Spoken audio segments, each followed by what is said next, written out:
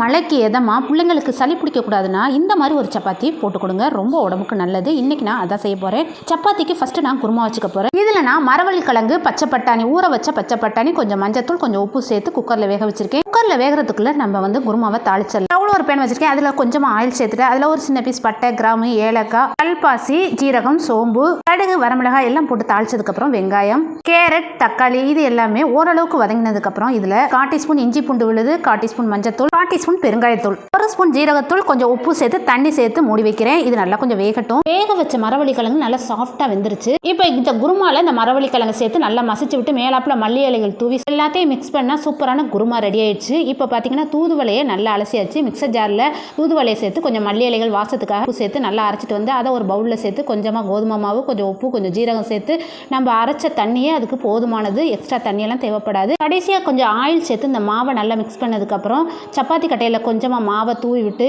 இந்த மாவை அது மேலே வச்சு நல்லா வளர்த்து இந்த மாதிரி எடுத்தாக்கா சூப்பராக சப்பாத்தி ரெடி ஆயிடுச்சு பாருங்க. சூடான தோசைக்கல்லில் கொஞ்சமாக ஆயில் விட்டு நம்ம தேய்ச்ச சப்பாத்தியை முன்னும் பின்னும் வேக வச்சு இதில் ஓரத்தில் மசாலாவை வச்சிடலாம். அப்படியே இன்னொரு ஓரமாக அப்படியே மடிச்சாக்கா சூப்பரான சப்பாத்தி ஸ்டஃபிங் ரெடி ஆயிடுச்சு. இது ரொம்ப ரொம்ப டேஸ்ட்டு மரவள்ளி கிழங்கு.